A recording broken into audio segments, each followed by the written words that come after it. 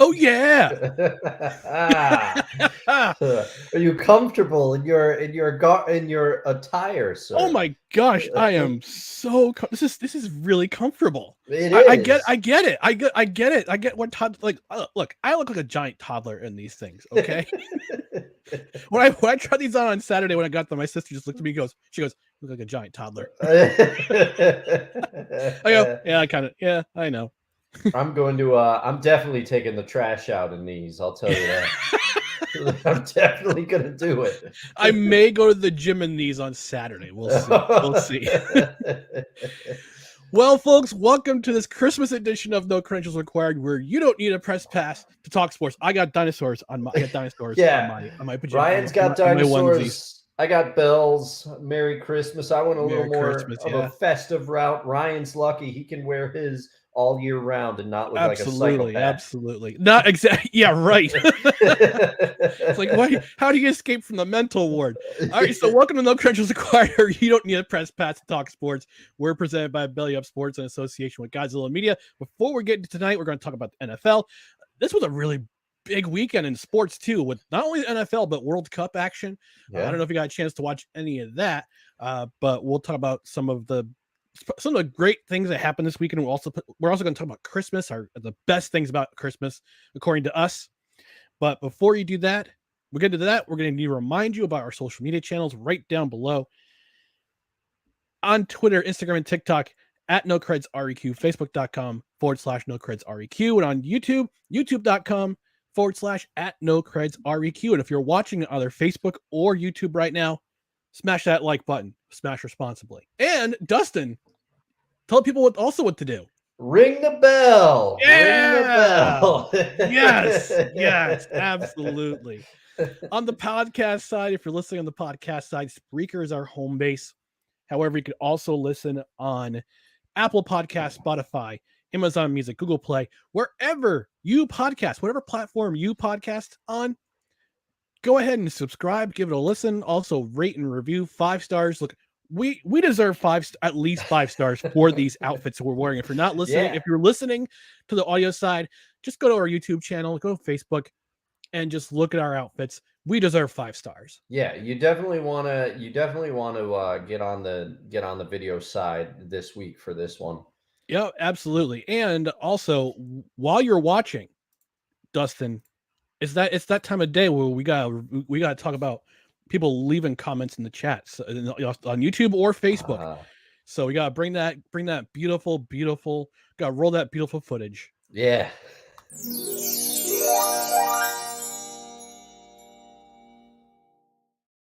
So again, whether you're watching on Facebook or on YouTube, engage with the show, leave comments. We've already got a couple comments. Drew Willie, he says the hood is up. He also says, "What's up, guys?" Drew, we're having a blast. We're having a blast because it's a Christmas episode. We are 5 days away from Christmas.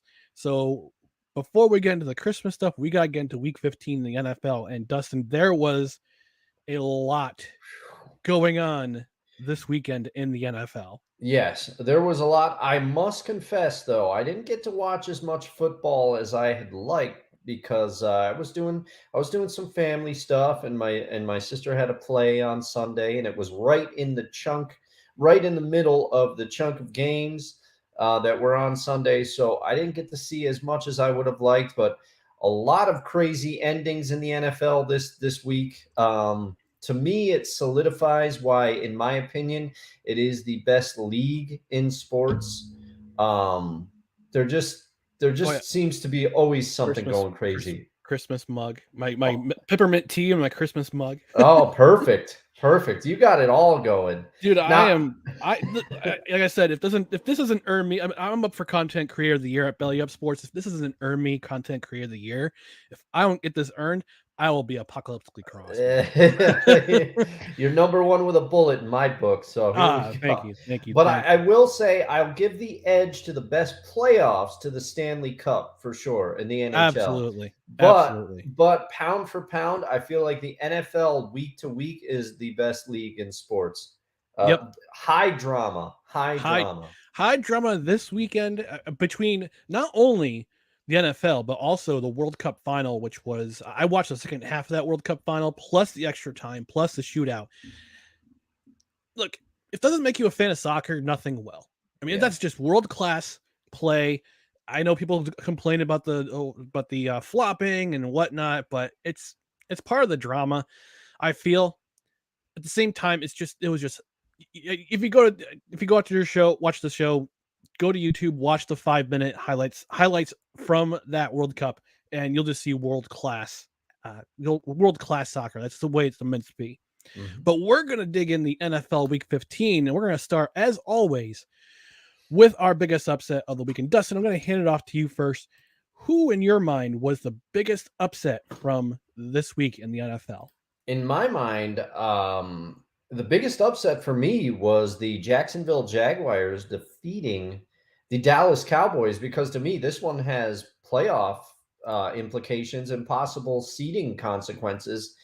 And it's also, you get to watch the continued development of Trevor Lawrence, and you could see that he's elevating his play, and perhaps, I mean, the expectations that were foisted upon him out of college. I can't remember a more highly touted prospect at the QB position since, I would say, probably Andrew Luck.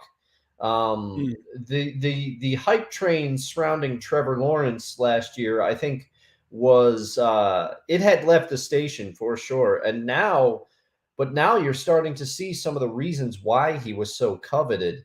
You know, who'd have known? Give him some weapons, give him a competent coaching staff, and he's really starting to come into his own.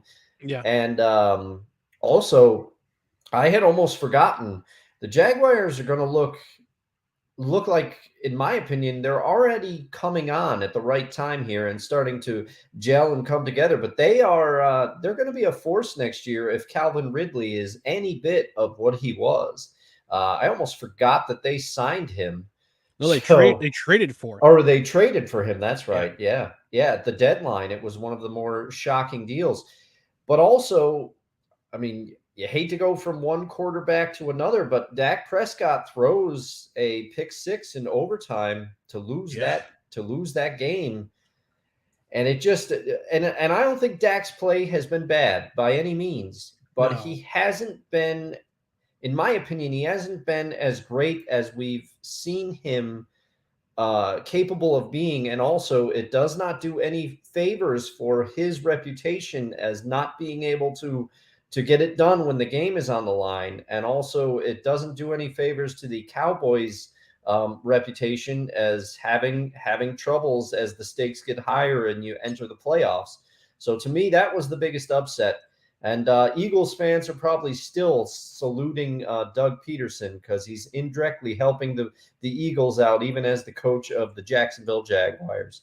Yeah, and looking at the box score, the team stats here for the Dallas Jacksonville game, Dallas had the ball for 35 minutes and 26 seconds compared to 27 minutes and 42 seconds for the Jaguars. So, and not, but here's the cool stat: Jacksonville outgained the Cowboys by 106 yards. They had Wow. 503 total yards, and Dallas had 397. But that was in just a little bit under 28 minutes, while Dallas had the ball for nearly 8 minutes more, but they only gained 100. But they gained 106 yards less than the Jaguars. So Wow. That's that's some amazing statistics right there. And we look at the stat line: Trevor Lawrence, 27 of 42, 318 yards, 4 touchdowns, 3 of them to Zay Jones. Travis Etienne, 19 carries, 103 yards. Rushing altogether, both teams were over 150 yards. Jacksonville actually had almost 200 yards yeah. of rushing alone. Yeah, it was. I mean, they're really starting to figure it out. And the other thing is too, and as you say that stat line, a lot of people, including myself, when Zay Jones was one of the receivers that they signed, I kind of went, "What are they doing?" You know, Zay Jones has shown flashes, but he really hasn't lived up to the. Was it the Raiders who drafted him Yep. high all those Yep. years ago? Yep. And The and Raiders. then And then Christian Kirk. I remember now his play has fallen off a little bit, but he's been consistent for the Jags this year, and it shows that they didn't really waste any of that money so far by giving him that rich contract that they gave him, No. and also the underrated, in my opinion, signing from a couple of years ago, that Marvin Jones signing from Detroit. By all accounts, he just is a consummate professional, great locker room guy, knows how to play the game. Things are starting to work in Jacksonville. Yeah. Uh, Marvin Jones, the brother of one Malachi Jones, who was once, I guess, when Oh, no credentials required when he played with the Albany Empire a couple of years ago. So, yeah, that Jones family, it's a very athletic family. Their dad, Marvin, I guess Marvin Jones Jr., the dad Marvin Sr., who has unfortunately since passed, tragically passed away a few years ago. He actually played for the Notre Dame Fighting Irish in 1988. He was part of that national championship team. So that oh. whole family has athletic caliber for sure. Mhm, And mhm. Marvin Jones is just another example that he caught a touchdown in this game. Yeah, Christian. We got to talk about Christian Kirk just a little bit more. He reset the market for wide receivers He everywhere did. with that huge contract, which Yeah. at the time didn't seem justified, but now No. since now it's being justified now Yes. based on his last, I'd probably say, I mean, this last 6 games, Trevor Lawrence has been an absolute monster. 14 touchdowns to 1 interception, and they're on the cusp of taking over first place in the NFC and the AFC South. And I can recall a certain handsome podcast host, I believe it was last week, who said the Jaguars would probably win out and win that division. I know, I know. And then there Hmm. was another decidedly less Hmm. handsome podcast host who said that Hey, don't if sell you yourself short, man. no, that if you predicted that I was going to be, it's going to be a little scary because some things, we're going week to week here. The last couple of weeks you've said things that have now come true either the next week or possibly may come true later in the season. I'm a Yep. little, I'm a little intimidated by your power. It's prophetic power. Yeah. I Unlimited wish. power. Unlimited power. How Oh fitting my. that we have robes on, you How know? fitting that we have hoods on when we say Yeah. that. Yeah. The Yeah. attempts of my life have left me scarred. So we're gonna get to my biggest upset. My biggest upset was the Raiders beating the Patriots, and in the fashion that they did. Now they went up 17-3 at halftime. They blocked a punt, they converted for a touchdown. They're up 17-0, 17-3 at halftime. Derek Carr throws his weekly now it seems weekly pick six. Patriots get back in the game. They wind up taking the lead. They actually wind up eventually taking the lead, and the Raiders have to come back. They go down the field. A very controversial call with Keelan Cole. Looked like his foot was out of bounds, but there was no determining evidence that he stepped out of bounds. So the call stood, tied the score. Patriots get the ball with under a minute left, and then they waste some time. 3 seconds left. We figure, okay, we're just going to run up the clock. We're going to go overtime. So Mac Jones hands off the ball to Ramondre Stevenson.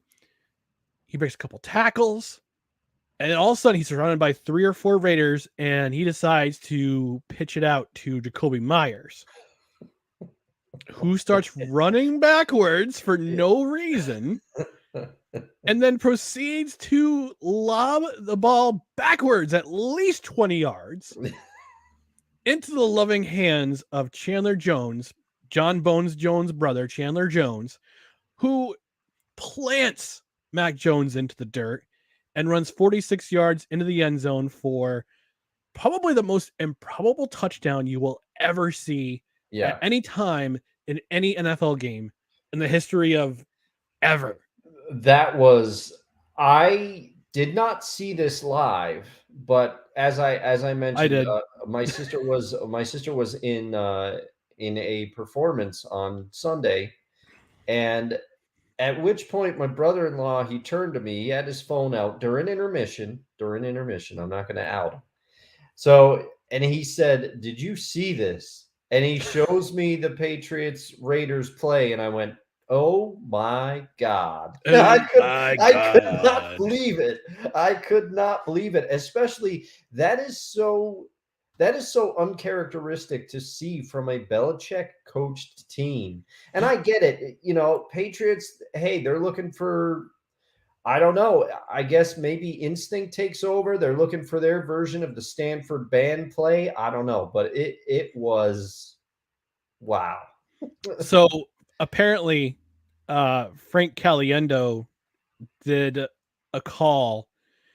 If John Madden and Pat Summerall called the ending of the Oh Patriots Raiders game, man. I haven't heard this. You Yeah. haven't. I just found it. I just looked Oh it up on man, this is Twitter and I awesome. found it. So we gotta watch this live. Yeah. Yeah. And look, oh my goodness.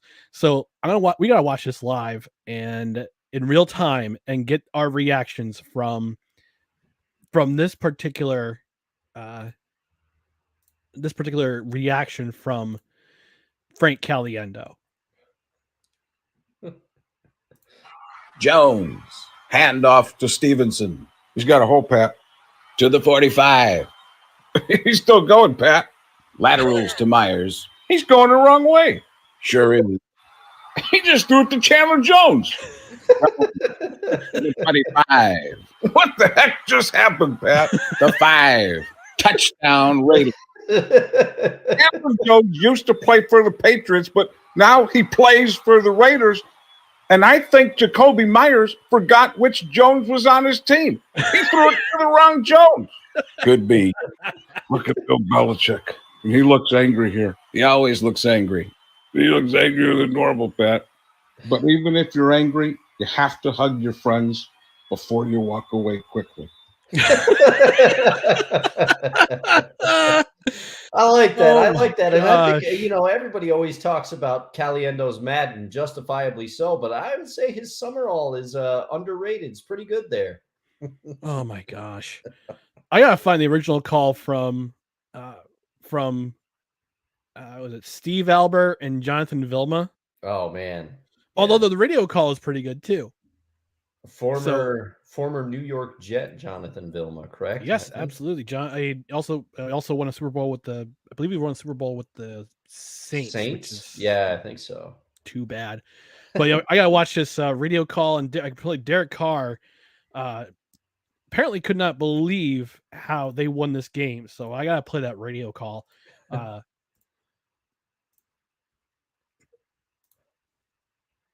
Hands it off on a draw to Ramon. Stevenson breaks out of a tackle at the 50, has the 45, breaks away from another tackle, pitches it backwards, throws it.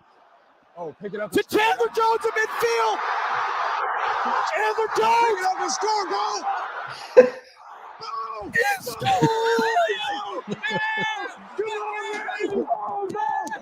go! Let's go! Yes! Oh my gosh! Oh my god! We wouldn't be in this position if I had thrown a pick six. Hadn't thrown that pick six. I'm saved.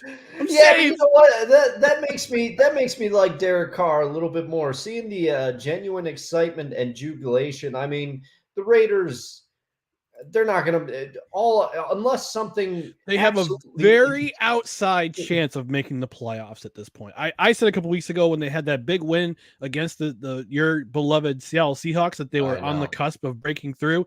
Then they had that clunker against the Colts. Yes. Yes. I mean to curse them, but yeah, I said right after I watched that play, I was watching with my dad. We both looked at each other like, what just happened? And I texted my buddy Levac. I wrote, "Thank you, Chandler Jones," in all caps.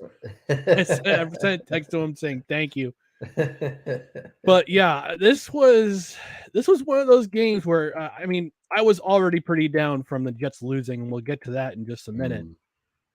And losing the way that they had in that fashion, but that picked my spirits right back up. And I said on Snowman in the morning yesterday, after watching that play, I said, I have embraced mutually assured destruction because the Jets can't make the playoffs. Neither should the Patriots. And the Patriots still have to play the Bengals, the Dolphins, and the Bills.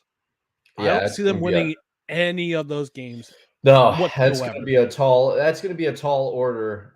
In years past, I would have said Belichick's going to find a way to win one of those. But man, that's about as tough a stretch remaining as you can get. Absolutely, absolutely. So my upset pick was Raiders Patriots because Patriots were favored in this game. So I went with that as my upset pick. Now we're gonna get to the biggest disappointment. And you know what? I was pretty happy wearing these onesies. I'm in a good mood, but now it's about to get sour. Oh man, I cede the floor to you. The floor is yours. Okay. So I'll make my select screen a little bit bigger. Oh yeah. How do you lose this game? How do you lose this game? This was a winnable game. And I get it. You want a coach. This is the coach Robert Saleh. I know you want Zach, your justification of Zach Wilson as number 2 pick in the NFL draft last year. You want that pick to be justified. So is general manager Joe Douglas. Mike White saw 10 doctors to try to get cleared for this game. And none of them, he could have seen Dr. Fauci. He could have seen Dr. Mantis Toboggan. He could have seen Dr. Doolittle, and they still wouldn't clear him. I will say, for trying. Dr. Nick Riviera would have cleared him, though. Dr. Riviera would have cleared him and tried to do surgery and lose his wristwatch in the process. Yeah. But this was a winnable game. Why did you abandon the run game? Zach Wilson is at his best when the run game supports him. It was the same when Mark Sanchez was a rookie. First 2 years of his Jets career, which could have been spectacular. Which he could have had a spectacular career if Rex Ryan let the offense be the offense with a run-heavy offense, ground and pound. Mark Sanchez did his best, ground and pound. Zach Wilson, same thing, ground and pound, run the ball. You had the chance to win the game, to win this game. You faced a team that averaged to their opponents 140 yards on the ground per game. You only got 50 yards on 22 carries. Why? The special teams don't get me started about the special teams. Jake Asman on his program on his live stream reaction on Sunday said that there's been three punt returns in the NFL this year. 2 of them have been against the Jets. How do you let this happen? And Brent Byers is whatever his name is supposed to be this special teams genius at 3 punt returns and all these in winnable games. Not only that, but you let Zach Wilson cook, and there were times where he looked good. There were times where he looked his regular self, floating passes over his receivers' heads. That one pass, that interception where he absolutely positively could not have a turnover. He sails it over Elijah Moore's head, gets picked off. Which leads me to believe, what kind of quarterback is he going to be? Does he want to play in the NFL? Does he want to be an NFL quarterback? And now we have 3 games left as Jets fans wondering, what's the rest of the season going to be? Is it going to be an evaluation of Zach Wilson? Because he's definitely starting on Thursday, because it's decided this Thursday. This afternoon, Mike White wasn't cleared to play. Zach Wilson will play. So is this going to be the next 3 games of the season? Is this going to be an evaluation of him? Or do you want to go to the playoffs? Nobody expected you to be in this position at this point in the season this year. Yeah. Now it's 4 wins out of the last 4 losses out of the last 5 games. Now the Jets are on the outside looking in at 7-7. You have to win out, and you have to have help from other teams. The Patriots need to lose at least 1 game for the Jets to have a chance to go to the playoffs, and the Chargers have to lose either to Denver or Indianapolis. I see them winning both games. So, which is it? Is it an evaluation, or do you want to go to the playoffs, or are we just evaluating Zach Wilson to see if he's going to be the regular for next year? And Robert Saleh, I know Coach Saleh said this is a league that's instant coffee. Right now, it's an instant coffee league where you don't give a guy a chance to play quarterback. Well, guess what? You did that to Sam Darnold. Mm-hmm. Did that to Sam Darnold, who's actually having a pretty decent season in Carolina. He's having some pretty good games. Yeah. Also, fire your offensive line coach. Because again, 50 yards on 22 carries, you let Zach Wilson get sacked twice in the last minute and a half of the game where you had the opportunity to win. Also, you left a timeout in your back pocket on the last drive of the game. You had 3 timeouts remaining, and you let one stay in your back pocket. You had a chance to win. You had a chance to make Jets fans feel optimistic towards the playoffs. Despite Zach Wilson having an okay performance, good, not great, through 2 touchdowns, through a couple of really nice, impressive passes. Otherwise, he played questionably at best. But you're letting the franchise down and thinking that this quarterback is going to lead you to the playoffs. And if he does, God bless him. Great. Yeah. Good. If he Awesome. manages, but and that's the thing. And I wish that he was in the comments if he was watching right now, because there's 2 people I go to when I want to talk about the Jets and see what, and you of course are among the most knowledgeable Jets fans and football fans that I know. But the other person is sometimes watcher of the show, Scott, and I would love to see what both of you think, because I want to ask you, as one of the most loyal and knowledgeable Jet fans I know, how short of a leash does Zach Wilson have in this game? Do they pull if they are trailing, but it is not like that big of a lead? Do they pull and put Flacco in there?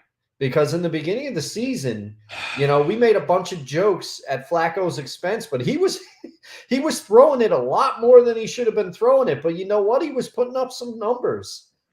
I don't know. The Jaguars are, dare I say, they're a wagon right now. It's a hockey term where you win a lot of games in a row.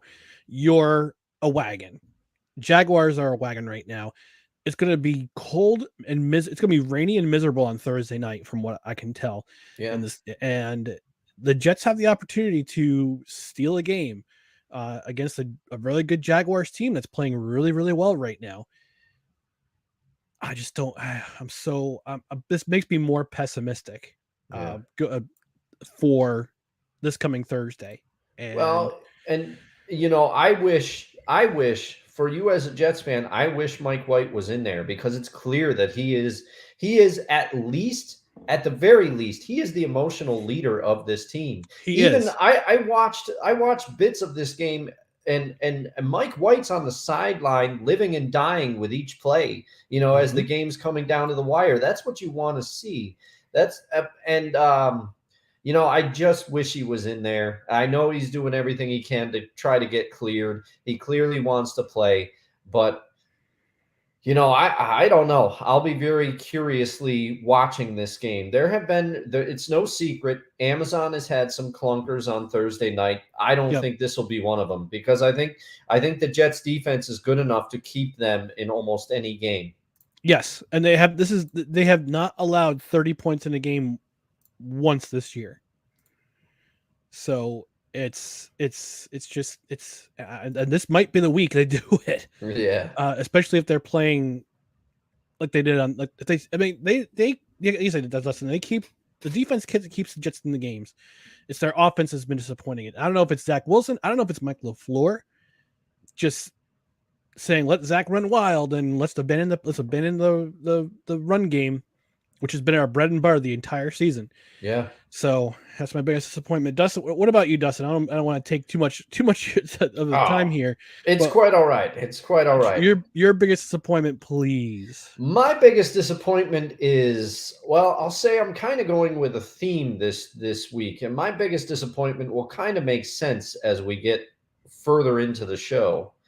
But my biggest disappointment, and this is purely because I started rooting for them as a massive underdog. My biggest disappointment is the fact that the Colts, led unfortunately by Matt Ryan, so this is what he's going to be remembered for, and he's already remembered for the 28-3 Super Bowl.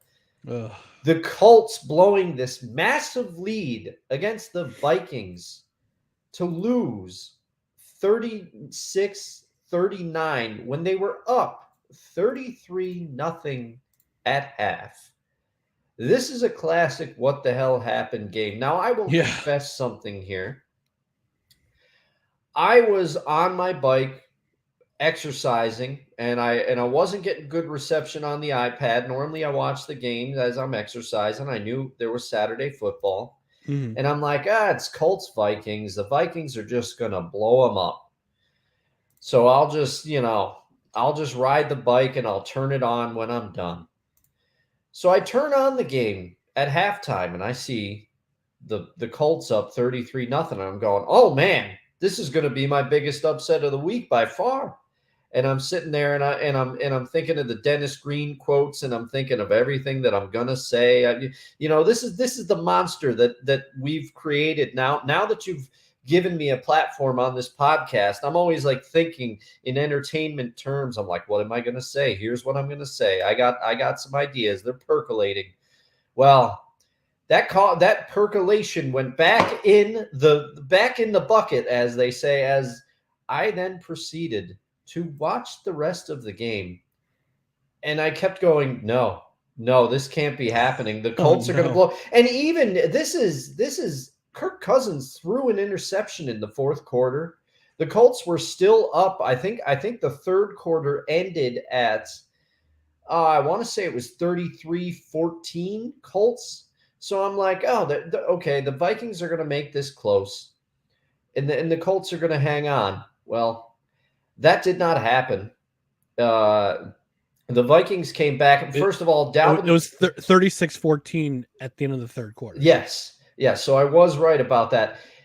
Dalvin Cook is a beast. I'll just start off by saying that. And you just see the Vikings just starting to use their weapons almost at will. And it wasn't like the Colts defense was playing very well for the first half. Very, very well. And then you could see the wheels were slowly starting to come off. And then it just, between the Colts running back fumbling, and then Kendon Sullivan picks it up, runs into the end zone for an apparent tying score in the fourth quarter, but it was called that he was down. That was an absurd call. And you just watched, and you saw Matt Ryan. He went for a QB sneak on a critical fourth and short. He did not get it. He was trying his best, and it leads to that Dalvin Cook screen that I talked about earlier. And I just couldn't believe it, especially when now I'm not going to get too far into it here, but the Vikings defense has not been playing well.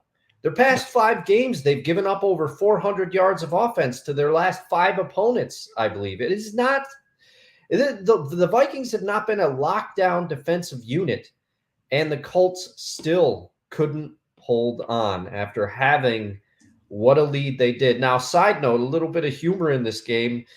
I can't remember who was calling the game, but there was one point where Kirk Cousins, he called for Hutt and his voice cracked. And the announcers go, voice cracks on the snap. And I was like, why do you have to call that out? Kirk Cousins, he gets dogged enough. And he did throw a couple of interceptions, but Kirk, he also made some great throws in this game. I think, and sometimes I'm guilty of it too, I think the hate on Kirk Cousins goes a little too far. But the Vikings, a win's a win. But, man, I was disappointed. I just started rooting for the Colts to hang on because I wanted to see the underdog pull an upset. Mm-hmm. Yeah. So that's my biggest disappointment. Yep. And from here, we move on to our most entertaining game. Dustin, you said there's kind of a theme this week with the Vikings and the Colts. I have a feeling that this is also your most entertaining game. Am I right? Yes. And I'm not going to go into it because most of the reasons that I found it immensely entertaining, voice cracking comment notwithstanding, it was like a car accident and I couldn't look away. And it had some crazy just swings of momentum, all sorts of things. And this is to use my classic analogy. There's been a lot of the games this year, but if somebody asked me, why do you watch football, I'd sit them down and I'd say this. There were just a lot of things. And I remember I was texting with my Uncle Al during this game because he was telling me while I was on the bike, he said, you got to turn on this game. It's incredible. He said, I thought this was going to be the worst game on the schedule. Good luck topping this one. He said, my jaw dropped multiple moments in this game. And I think he's right. As I sat there to watch the second half and the conclusion, I couldn't believe what I was seeing. Now, I would like to give a quick honorable mention to the Bills-Dolphins. That was also a very entertaining game. Yes. Mm-hmm. And it was the perfect atmosphere. It was exactly what you want. For the first 3 quarters, they're saying, oh man, we were expecting all this snow. It's not supposed to, it was supposed to happen. Well, the snow came, and it came right at the start of like the third quarter, or right at the end of the third quarter, start of the fourth quarter. It was almost like perfect timing for, okay, the stakes are high now. Let's dump some snow down there. And shout out to the Bills ground crew for clearing that stadium. I mean, it looked crazy. I did think the Bills fans needed to chill with the snowballs. At one point, they were throwing ice balls down there. It was a little ridiculous. But honorable mention to the Bills Dolphins. It was a very good game. But I just thought that the Colts Vikings was the largest comeback in NFL history. Is pretty hard to top. I will say Mike McDaniel, I thought he should have stuck with the run more. The Dolphins were running the ball very well in the first half. And as the snow came down and the visibility got a little tougher, they were still throwing. They were having Tua make throws to Waddle and that wide receiving core that they have there. And I don't blame them. When you have weapons like that, you want to use them. But to me, Mostert was running the ball all over the field in the first half. He had like 100 yards rushing, close to it at the conclusion of the first quarter. I think he had 118 yards rushing at the conclusion of the half, and he finished with 136 yards. So I think part of that was the Bills defense making some adjustments. But I also think Mike McDaniel, he abandoned the run a little bit, fell in love with the pass in that game, and it was kind of baffling to me. Yeah. And for me, the most entertaining game was the Dallas-Jacksonville game. That's great. The 6:27 mark of the third quarter, the Dallas Cowboys had a 96.4% chance of winning the game. That was on a 1st and 10. Tony Pollard, right guard, to Jacksonville 44-yard line. He lost 2 yards on the play, but the clock kept running, and that percentage was the highest, 96.4%. Wow. And then it kept dropping from there. The Jaguars went down 21. They were down 21-7 at the half. They rallied. They held the Cowboys to 2 field goals. They got the Zay Jones TD. The Zay Jones TD. Marvin Jones scored as a touchdown. They get within 3. Then they take the lead with Zay Jones with another touchdown catch. 3:02 left in the game. Dak Prescott throws a touchdown to Noah Brown, and that gives the ball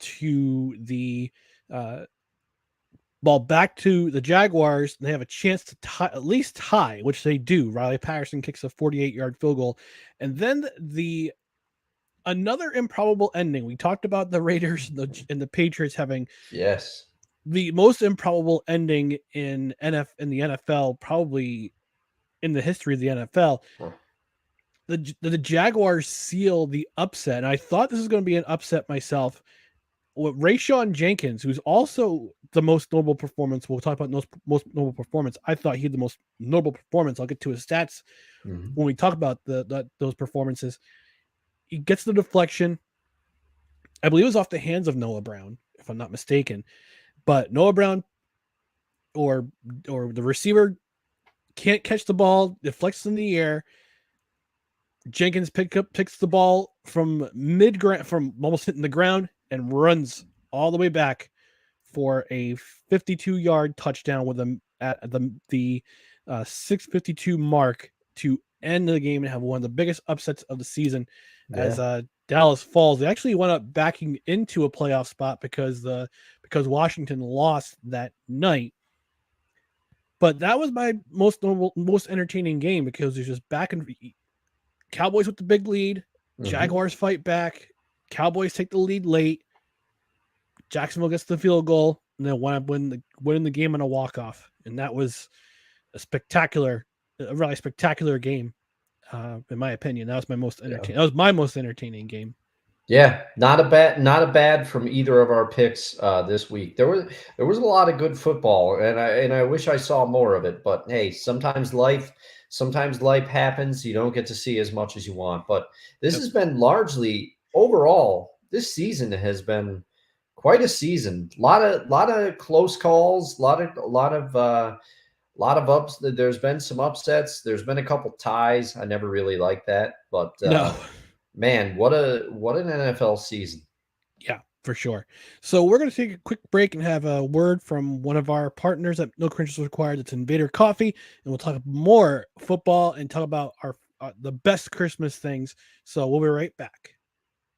This episode of No Credentials Required is brought to you by Invader Coffee. For the coffee lover who wants good, quality coffee with no bullshit and no filler, Invader Coffee is an ultra-premium, veteran-owned coffee company proudly delivering only the best coffee your hard-earned money can buy. They aim to only serve the highest quality, organic, air-roasted coffee beans sourced from free trade farms all over the world. They keep things simple. The best coffee at an affordable price in order to provide you with the value you deserve for your morning boost. 100% fair trade, 100% organic coffee beans, 100% air-roasted, 100% money-back guarantee. Visit invadercoffee.com, enter promo code BELLYUP at checkout, and receive 15% off your order. That's right, folks. 15% off your order with the code BELLYUP at checkout. Hit the link that helps the show. And also don't forget about our drive to 200 subscribers. We're at 161. Oh, here we go. As of this week, we're at 161. So get your entries in. We'll have the drawing on December 26th. I gotta change that graphic on the graphic.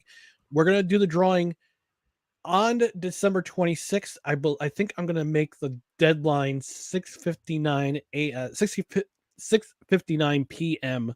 on Monday night. So get your entries in. Tag us on social media. Show us the proof that you subscribed to No Credentials Required, and you'll be in the drawing for a $50 gift card courtesy. Well, from us basically, but also courtesy of Invader Coffee. Get yourself some great coffee. I got into the Bad Santa this past Friday, and I've been enjoying that coffee immensely, as I always do. I've had no real disappointing coffees from Invader Coffee. No, I don't believe I have either, and I've sampled a bit at this point. I mean, I also coincidentally I got into the Bad Santa this weekend. My holiday coffee pack arrived. Hey, and I'm saving the oh no. Oh, no. We've got to call on the bat phone. It's the No Credentials line. You're calling in live, caller. Now oh man, I got to remember to take my house phone off the hook. But anyway, yes, I do have a house phone, but I'm saving the Snickerdoodle coffee for this Christmas. I want to enjoy that with some family. But I did get into the Bad Santa. Very good. I've also had the pumpkin pecan coffee. I've had the I think it's Mexican chocolate coffee, the Don't Cali My Texas blend. I'm quite familiar, and I've been happy with them all. Yes, absolutely. Absolutely. So have I. So support the show. Hit the link in the description or copy, paste it. Use promo code BELLYUP at checkout. Get 15% off your order and get yourself some great coffee. So we're going to move on to the most notable performance, excuse me.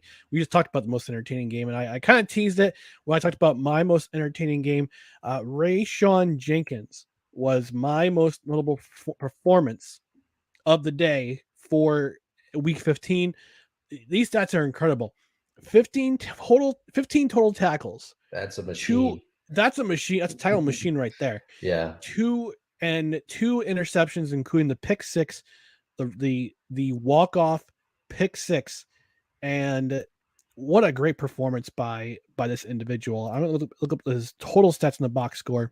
So Rayshon Jenkins had 9 solo tackles, and also had 2 passes defended. Not just the 2 interceptions. He had 9 solo tackles, 18 tackles altogether, 2 passes defended, 2 interceptions, and that game-clinching touchdown. What a breakout performance for that guy. Dustin, who is your most notable performance of Week 15? My most notable performance, and maybe it was just, that I was loving the atmosphere of that Saturday night game in the snow in Buffalo.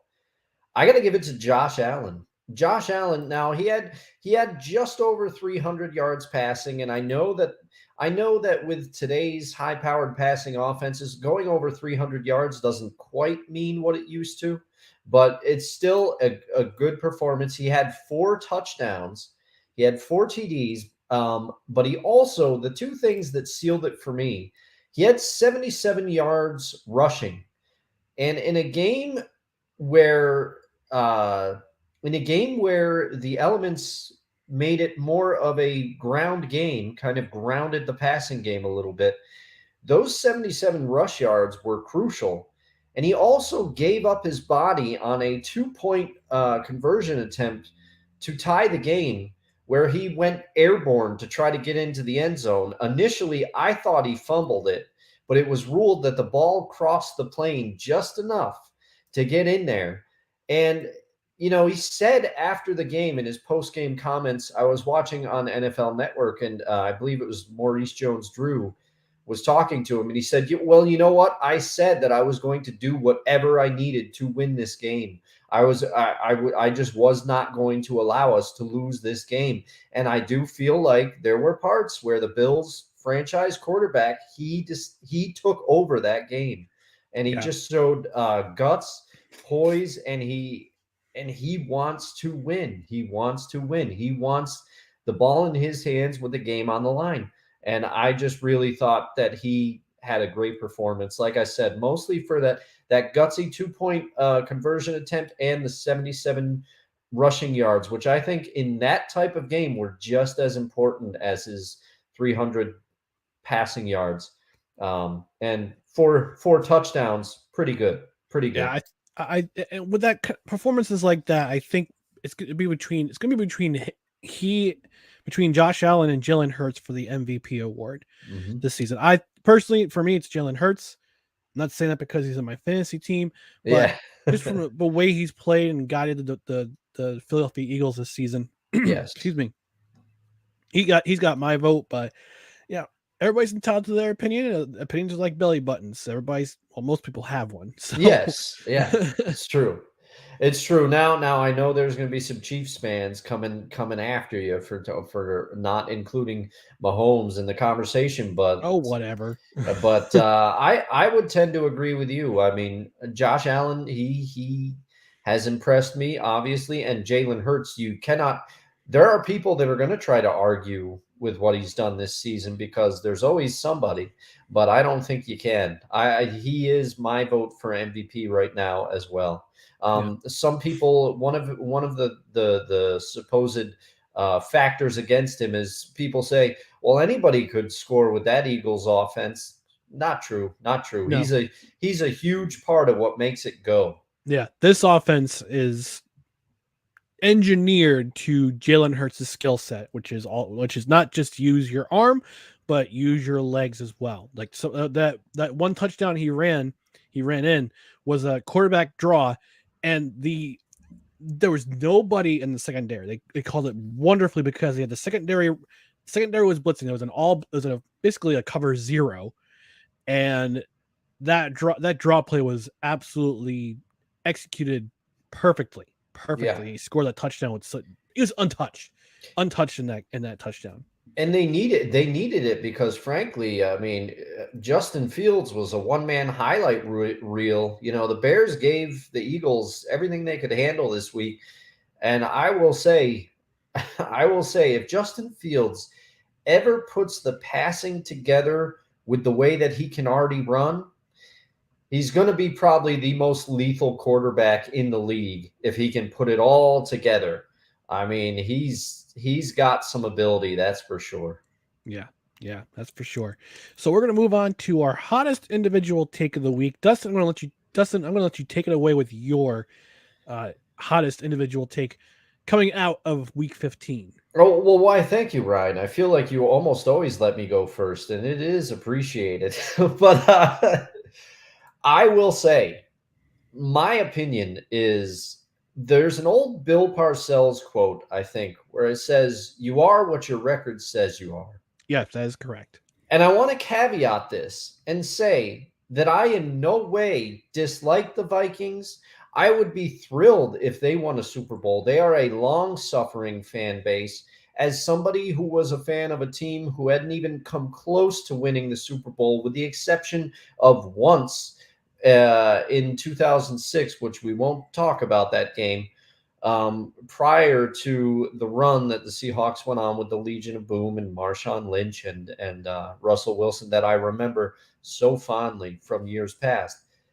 I would love if the Vikings won a Super Bowl. I think the fan base deserves it, but I do not think that this Minnesota Vikings team, they are 11-3, but they are 11-3. They had the negative point differential with 10 wins, which I mentioned a few weeks back.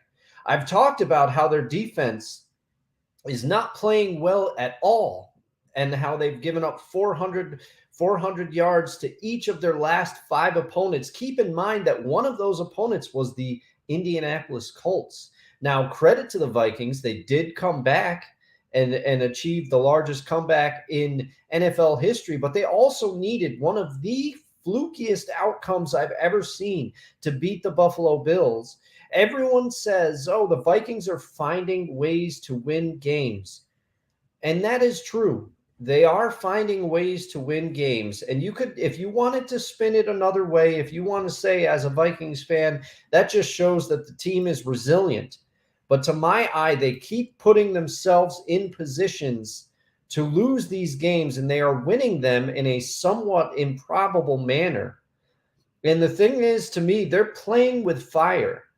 And so it makes me disagree with that Bill Parcells quote. There is a difference between, I can remember, I'm an Edmonton Oilers fan. I don't pretend to be the most knowledgeable hockey fan. I don't always catch the games. There's long periods where I miss the games. But I remember fondly in 2006, an 8-seeded Edmonton Oilers team made a run to get into the playoffs, and they caught fire and took it all the way to the Stanley Cup. But that happened because Rolison, who was acquired that year, he was on fire in goal, and there were players like Fernando Pisani, Sean Horkoff, that just came up huge. Alez Hemsky, number 83, I miss you.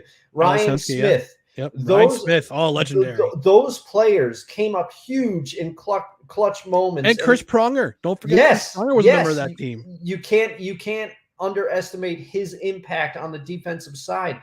And he was a recent signing that year too. But they almost felt like a team of destiny because they clicked at the right moment, and Rolison's insanely hot play in goal was a big reason that they got there. The Vikings are almost the polar opposite of this. They are winning in spite of everything that is swirling around them. And like I said, in no way dislike the Vikings. I hope that they get to win a Super Bowl. I think, as I said, the fans deserve it. They've had a lot of heartbreak over the years. But man, this is the shakiest 11-team win I've ever seen, and it makes me disagree with Coach Parcells on this one. Yeah, I get what you mean. He did say your record. You are who your record says you are, and that's what it was. Kind of exactly. That always took I always took that to heart, whether I played in church league softball or I played in flag football. Your record always says what you are, who you are. Yeah. So as for me, after that, and I kind of going on the opposite side of this take on the Vikings. After witnessing the largest comeback in NFL history, playoffs, regular season, the fact that Matt Ryan had to be on part of the not only the largest largest comeback in Super Bowl history, but also league history, which is a damn shame because he's Hall of Fame caliber. Mhm. But after witnessing this game and witnessing the comeback that the Minnesota Vikings had to win this division, my hottest take is that I believe Jim Irsay, who's among some of the dumpster fire owners in this National Football League, is going to throw the bag, not the bag, but 2 bags at one Jim Harbaugh to try to convince him to fix the Colts after witnessing this loss. This was a disastrous loss.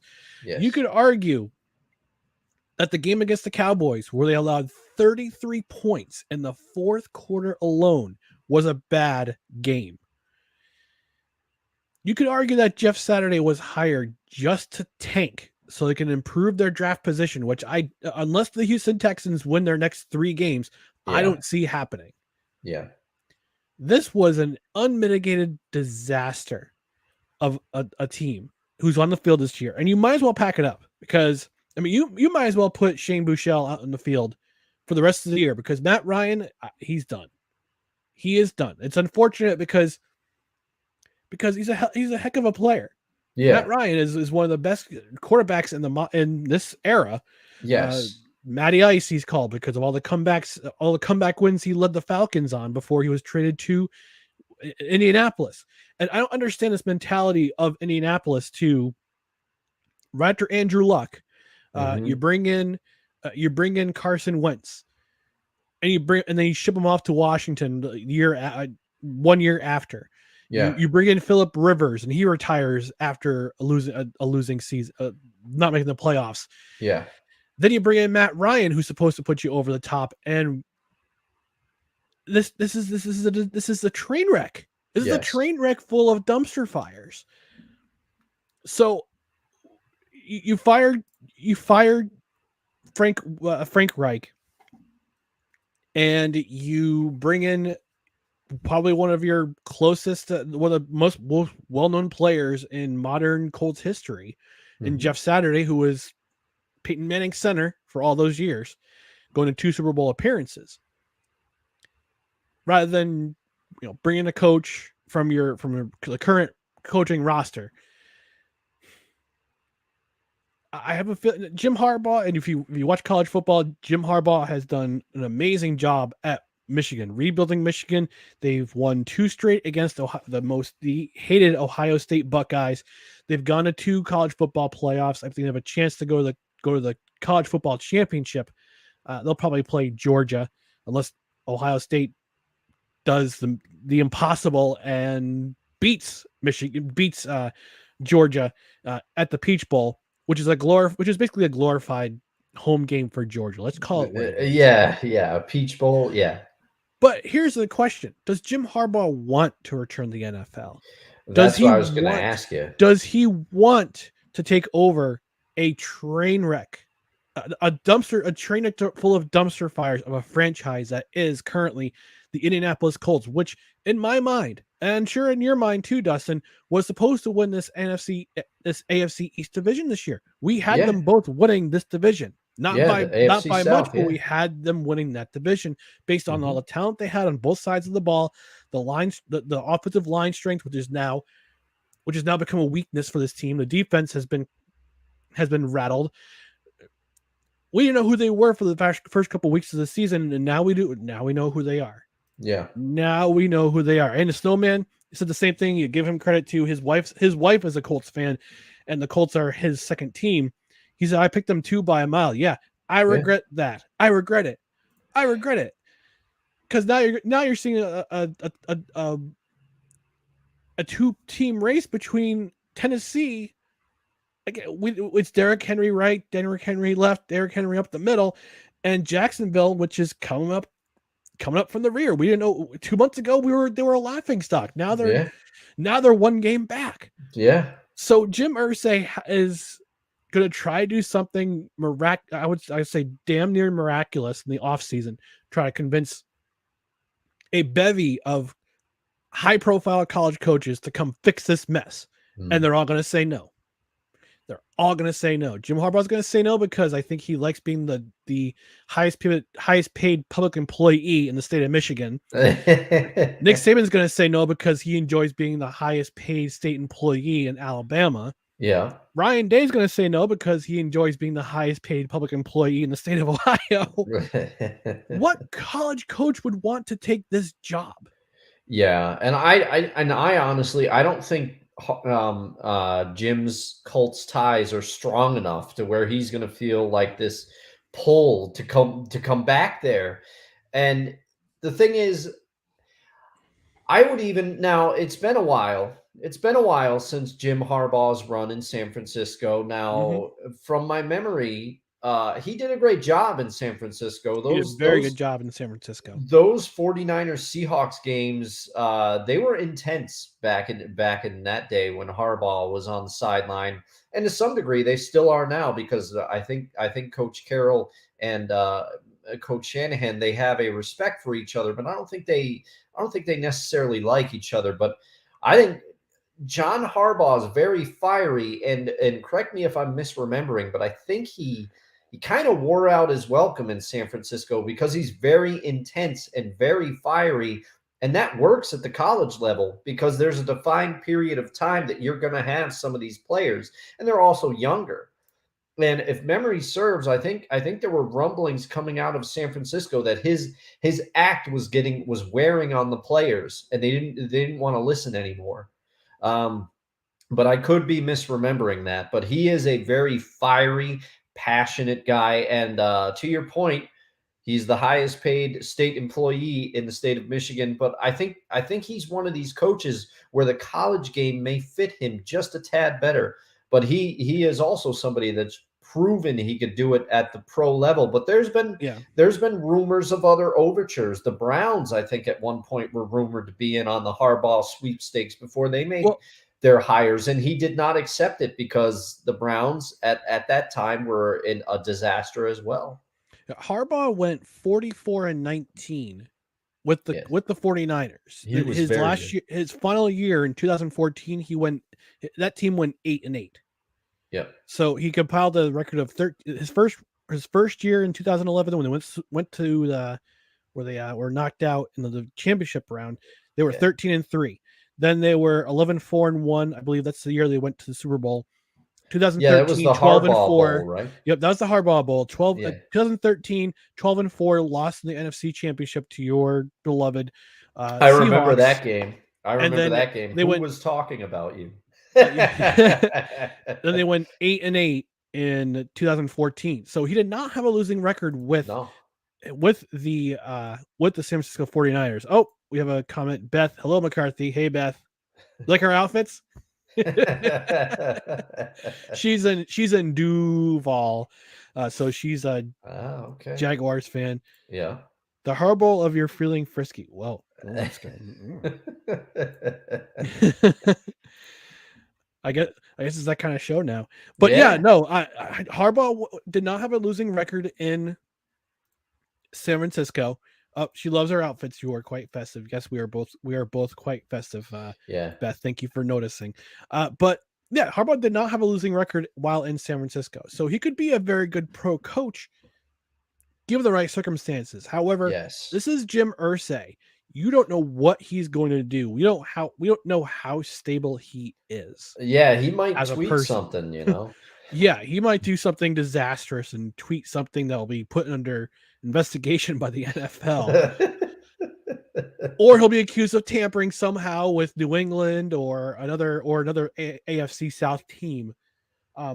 Although I have a feeling that DeMeco Ryans, who's the current defensive coordinator in San Francisco, he might be asked to fix this mess, but perhaps I don't know who's going to fix this mess in Indianapolis. So I think Jim Irsay is going to try to do something big in the offseason.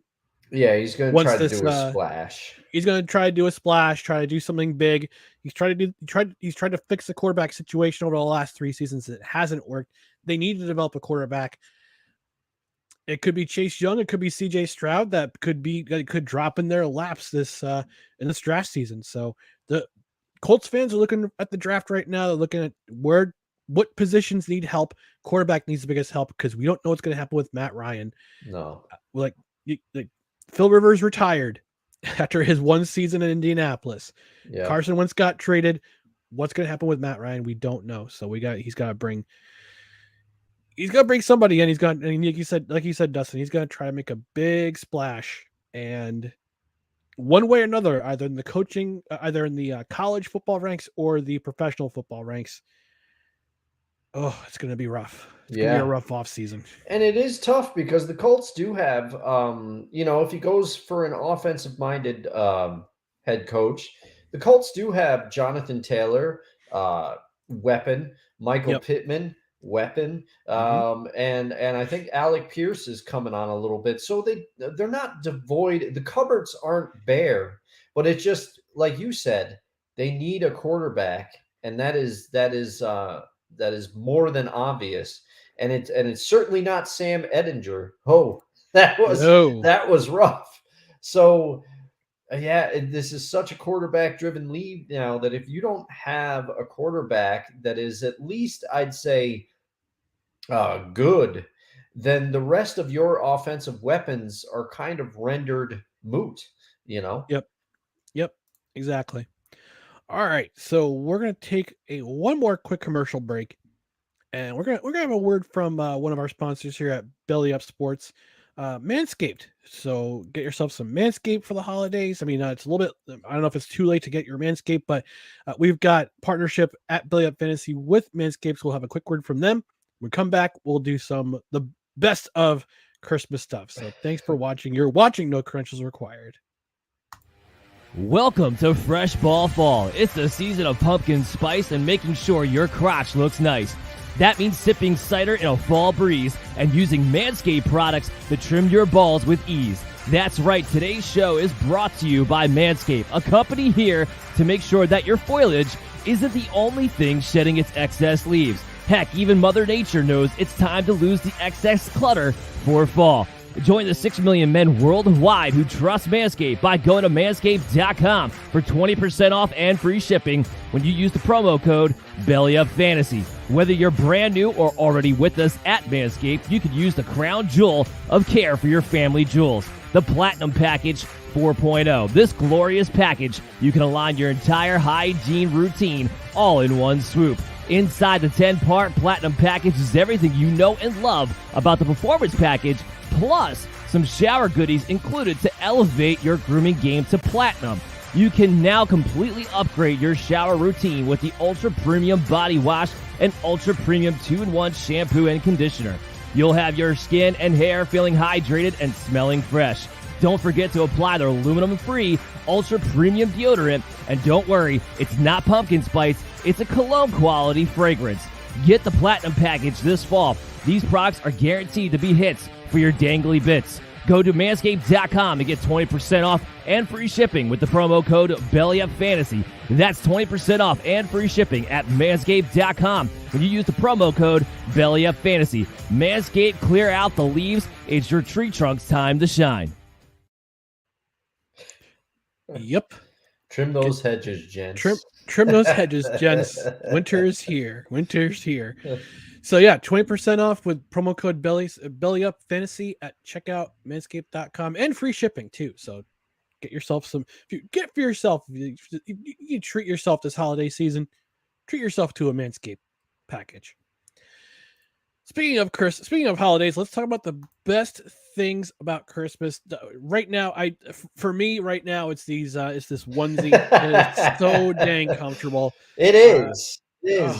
Flexible, breathable, but it also hugs you like a blanket. It's great. But we're gonna talk about some of the best things about Christmas. We'll talk about movies. We'll talk about music, traditions, holiday Christmas meals. Dustin, for you, what are some of the best things about Christmas for you? Oh, some of the best things about Christmas for me is, usually spending time with family. I usually spend Christmas Eve with my dad and kind of that whole side of the family, and that's always a really great time. And then um, used to spend Christmas Day with my mom, and sadly she's no longer with us.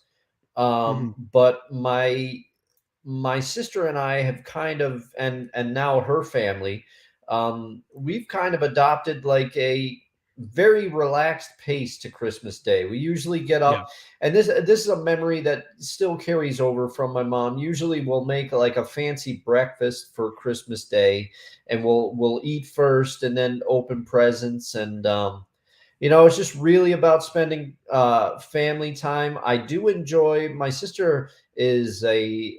I think you remember from her days of bartending at the Eagle Crest Golf Course. She can make quite a cocktail, so I always look forward. She usually comes up with holiday themed cocktails or something like that, and we make those, and it's just really nice to spend time with the family.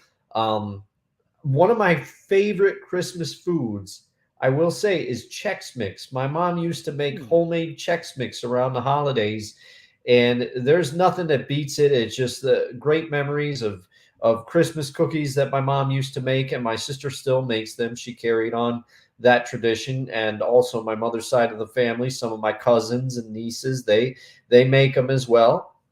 I've helped some years with mixed results. I am not a baker, but it just all. I think it's kind of just what this rambling is trying to say is it's a confluence of things.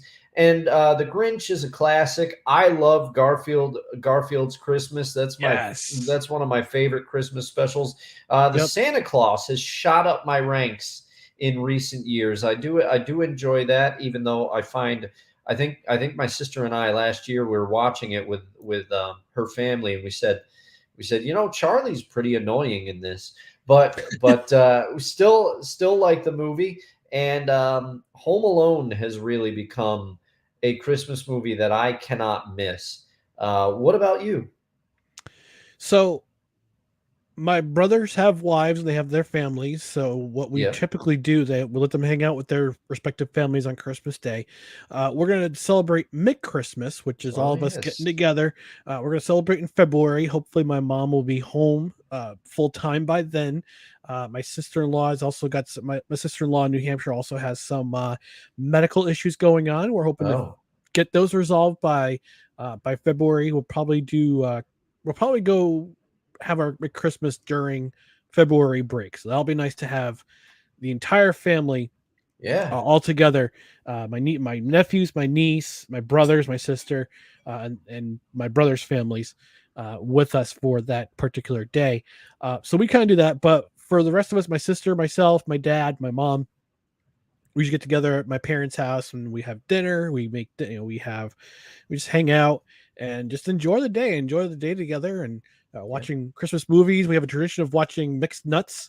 If you watch, it's based on a French play, Hmm. but Steve Martin's in it. Adam Sandler's in it. He plays this kind of kooky, eccentric character. He sings songs with ukuleles and ad read. I guess he's a jingle writer in that movie.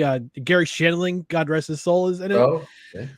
So and Madeline Kahn, also God rest her soul, she's in it as well. So but we watch that. We watch Elf. We watch A Christmas Story. Some Yeah. of my favorite Christmas movies. In terms of songs, I go to a Christmas Eve service at my church every year. We have a candlelight service. It's a beautiful service Mhm. with great music. My pastor preaches a great message, and we have candlelights, and we candle it. We dim the lights. We actually turn off the lights completely in the church, and we have it's candlelit. So you have lighting the candles and you sing hymns or you sing traditional Christmas songs. My favorite Christmas hymn is "O Holy Night." It's Oh, that's a good based one. on a beautiful French poem. I think I post it every year on my Facebook page. I have done the last couple of years. And my favorite modern Christmas song is "I Want an Alien for Christmas" by Fountains of Wayne. That's one of my favorite songs, Oh man. Christmas songs. Now here's the debate, Dustin. Is Die Hard a Christmas movie? I would say yes. I would say Okay. yes. It is a Christmas There's movie. only one right answer. It's yes. Yeah. It is a Christmas movie. I will confess it's not like in my rotation, Mhm. but I would, I always watch there's an old movie, Muppet Family Christmas. Yep. We've looked for it on DVDs and streaming services. You can find it on YouTube though, so we've watched it there. Muppet Christmas Carol, Grinch, Frosty. Emmett Otter's Christmas. Emmett Otter's Jug Band. Okay, I all watched that right. for sure. I don't have the affinity for that some do, but I'm not hating on it. The River Bottom Nightmare Band is one of the greatest band names that there ever was. But I will say Die Hard is not on my list. There's like a steady rotation that we've got to watch or I've got to watch, Yeah. and Die Hard doesn't make it, but I do consider it a Christmas movie. Yeah, it's something you watch by yourself. Now, my sister and her friend saw Violent Night a couple weeks ago Oh, and absolutely loved it. I Oh, want they to see it did, huh? myself. Oh man, I I gotta want check. to. I do want to see it. But yeah, some of the like non-traditional Christmas movies: Die Hard, Better Off Dead with John Cusack. It's a classic in my family.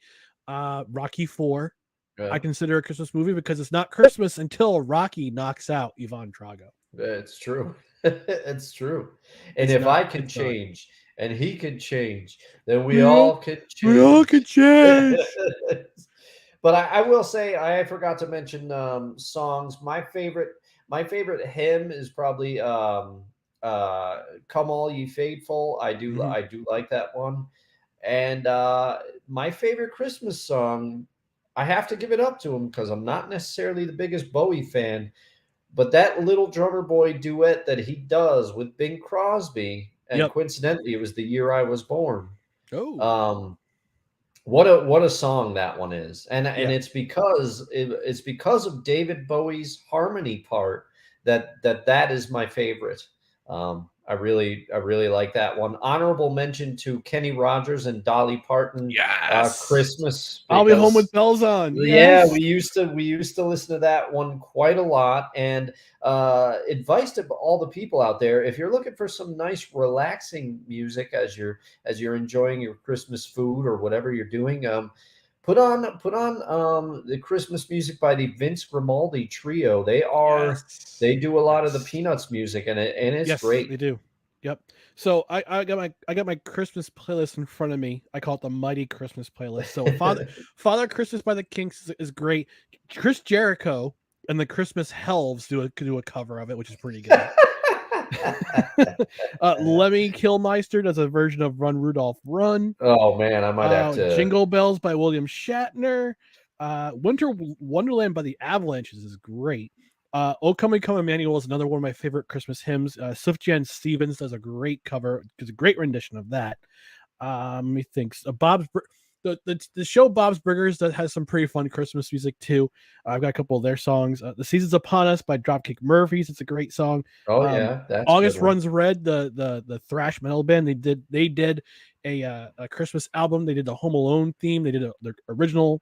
They do their original songs called. Let me think what it's called. If we go to the album, it's called. Let's see.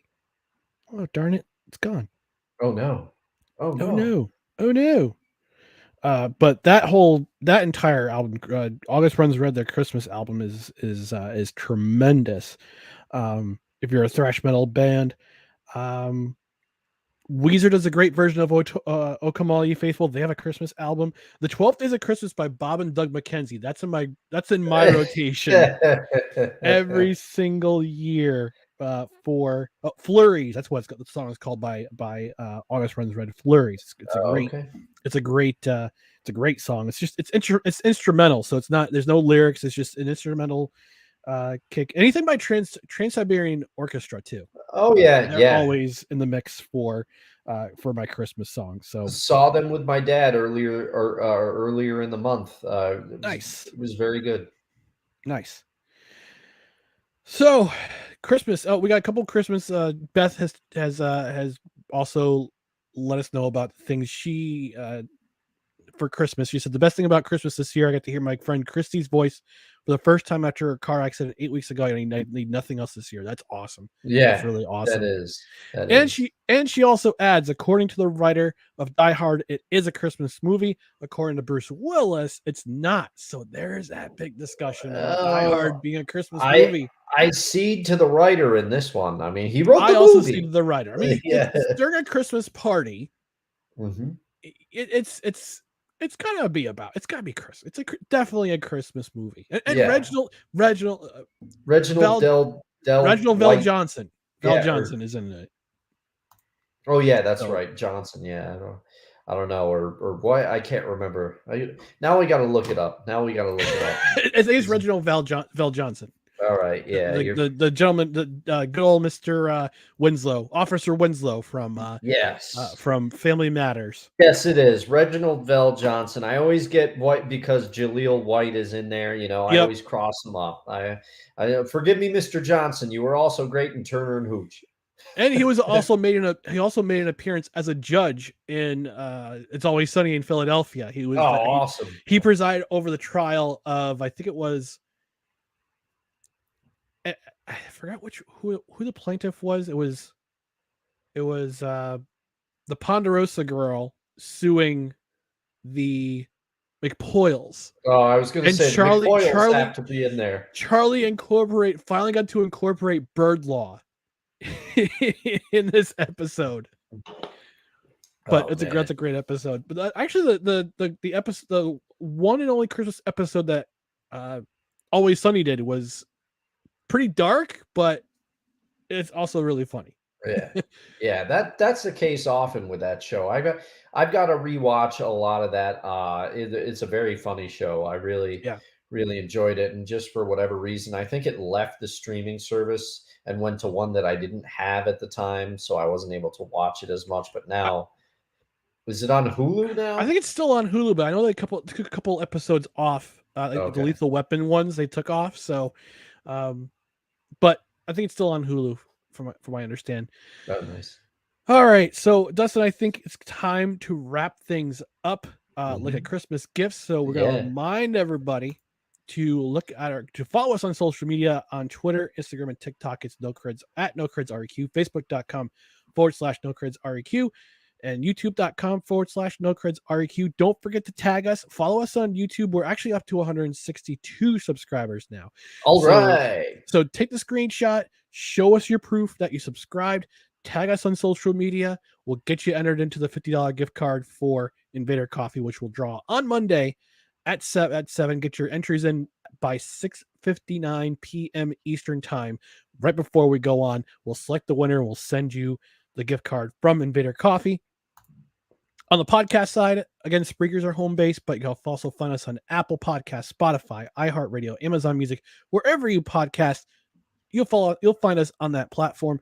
Also, written review 5 stars, always preferred to have 5-star rating. If we leave a review, I might read it on the air. So, for my festive co-host Dustin, I'm your festive co-host Ryan McCarthy. Merry Christmas to all. Also, Happy Hanukkah to our those of the Jewish faith. We appreciate you watching on Hanukkah, and it's night. I believe it's night 3. I think you are correct about that, sir. Yes, night 3 of Hanukkah. So Merry Christmas, Happy Hanukkah. We'll see you on Monday at 7 p.m. Eastern, and we'll tell you the biggest reason why on Monday, why we're switching over to Monday at 7 as opposed to our Tuesday slot. So pretty cool news that was just announced actually during the hour of a big football show with Belly Up Sports. We're going to do that on Tuesday, but Monday at 7 we'll have our special time. We'll have our special No Christmas Required stream, because actually all the games will be completed from that weekend. On Christmas Day. True, because there's no Monday Night Football. We might as well talk about that weekend in the NFL before things go stale. Yeah. So, and to quote the great Chris Berman, "Let us be the first to wish you a Merry Christmas and Happy Holidays." I can't really do a Berman. I'm not that good. I'll work on it. But anyway, folks, thank you for watching and listening to No Crunches Required. Even if you're watching on replay, thanks for watching. And again, No credentials required, where you don't need a press pass to talk sports. We are presented by Belly Up Sports in association with Godzilla Media. Annabelle, take us out. Merry Christmas, everyone. Merry Christmas.